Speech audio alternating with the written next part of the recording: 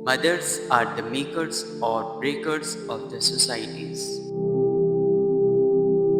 بسم اللہ الرحمن الرحیم صلی اللہ علی محمد صلی اللہ علیہ وسلم۔ کسی بھی قوم یا معاشرے کی اصلاح و تعمیر میں بنیادی کردار جو عورتیں ادا کرتی ہیں وہ کسی بھی ہوش مند سے مخفی نہیں۔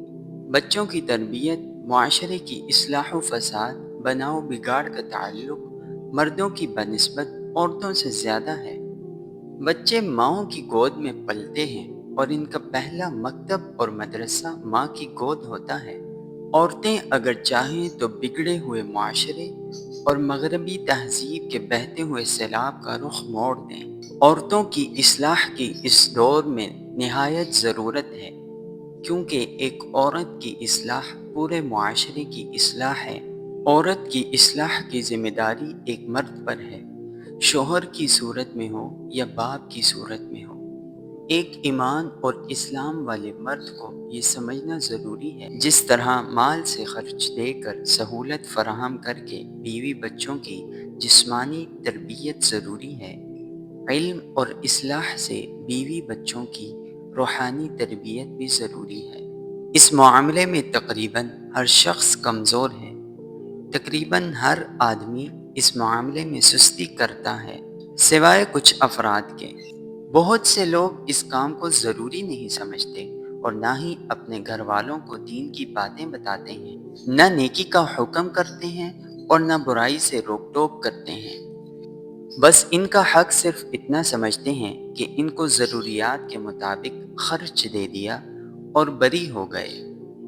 قرآن کریم میں سورۃ التحریم آیت نمبر 6 میں ارشاد باری تعالی ہے، یا ایہا الذین آمنوا قوا انفسکم واہلیکم نارا، اے ایمان والو اپنے آپ کو اور اپنے گھر والوں کو دوزخ کی آگ سے بچاؤ۔ حدیث پاک میں ہے، کلکم راع وکلکم مسئول عن رعیتہ۔ نبی کریم صلی اللہ علیہ وسلم نے ارشاد فرمایا، تم میں سے ہر ایک نگہبان ہے، قیامت کے دن ہر ایک سے اس کے ماتحتوں کے بارے میں سوال کیا جائے گا۔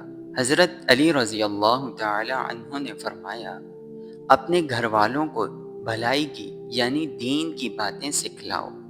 اولاد کی اصلاح کے لیے عورتوں کی تعلیم کا اہتمام نہایت ضروری ہے، کیونکہ عورتوں کی اصلاح نہ ہونے کا اثر مردوں پر بھی پڑتا ہے، کیونکہ بچے اکثر ماؤں کی گود میں پلتے ہیں جو کہ مرد ہونے والے ہیں۔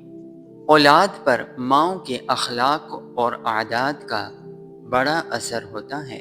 اللہ تعالی ہم سب کو قرآن مجید اور اسوہ حسنہ کے مطابق زندگی گزارنے اور دین کو سمجھنے کی توفیق عطا فرمائے، آمین۔ وآخر دعوانا ان الحمد للہ رب العالمین۔